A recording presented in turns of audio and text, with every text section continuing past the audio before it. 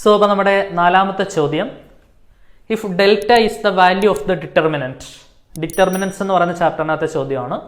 ഒരു ഡിറ്റർമിനൻറ്റ് നമുക്ക് തന്നിട്ടുണ്ട് A1 B1 C1 A2 B2 C2 A3 B3 C3.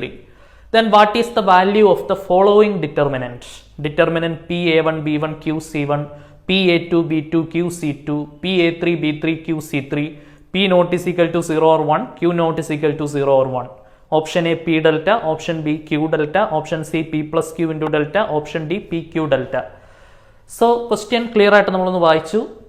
ഈ ഡിറ്റർമിനന്റ് ഇവാലുവേറ്റ് ചെയ്യുമ്പോൾ കിട്ടുന്ന ഉത്തരം എന്താണെന്നാണ് അവർ പറയുന്നത്? ഡെൽറ്റ ആണെന്നാണ് പറയുന്നത്. So this determinant equal to എന്തെന്ന് എഴുതാം? എനിക്ക് ഡെൽറ്റ എന്നെഴുതാം. ഓക്കെ, ഡെൽറ്റ എന്നെഴുതാം. ഇനി നിങ്ങൾ ഇത് ശ്രദ്ധിച്ചേ, ഇത് ഞാൻ ഒന്നുകൂടെ ഒന്ന് എടുത്ത് എഴുതുവാണേ. ഡിറ്റർമിനന്റ് PA1, ശ്രദ്ധിച്ചിരിക്കുക, PA1 B1 QC1 PA2 B2 QC2 PA3 B3 QC3. Okay, so നമുക്കറിയാം we can take any number from a row or column of a determinant as a common എന്ന് നമ്മൾ പഠിച്ചിട്ടുണ്ട്. സോ ഒരു ഡിറ്റർമിനൻറ്റിൻ്റെ റോയിൽ നിന്നോ കോളത്തിൽ നിന്നോ നമുക്ക് കോമൺ ആയിട്ട് ഏതെങ്കിലും ഉണ്ടെങ്കിൽ അത് നമുക്ക് പുറത്തെടുക്കാം. ശരിയല്ലേ? റോ വൈസും കോളം വൈസും കോമൺ എടുക്കാം എന്നതാണ് ഡിറ്റർമിനൻറ്റിൻ്റെ പ്രത്യേകത.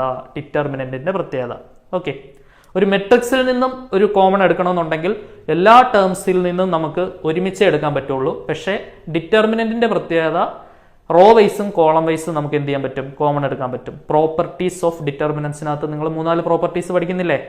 ഏതെങ്കിലും റോയോ കോളോ ഇന്റർചേഞ്ച് ചെയ്യുമ്പോൾ ഡിറ്റർമിനന്റ് സൈൻ ചേഞ്ച് ചെയ്യും. ഏതെങ്കിലും 2 റോസോ കോളംസോ ഐഡന്റിക്കൽ ആണെങ്കിൽ, അഥവാ സെയിം ആണെന്നുണ്ടെങ്കിൽ, അഥവാ പ്രൊപ്പോർഷണൽ ആണെന്നുണ്ടെങ്കിൽ ആ ഡിറ്റർമിനന്റ് ഉത്തരം 0 ആയിരിക്കും.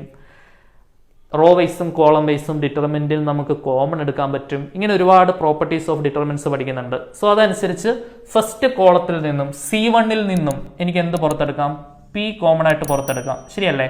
അപ്പൊ എന്ത് വരും? P പുറത്തു വരും. സെക്കൻഡ് കോളത്തിൽ നിന്ന് എനിക്ക് എന്ത് പുറത്തെടുക്കാം? Q കോമൺ ആയിട്ട് പുറത്തെടുക്കാം. അപ്പൊ Q പുറത്തു വരും. ബാക്കി എന്തൊക്കെയുണ്ട്?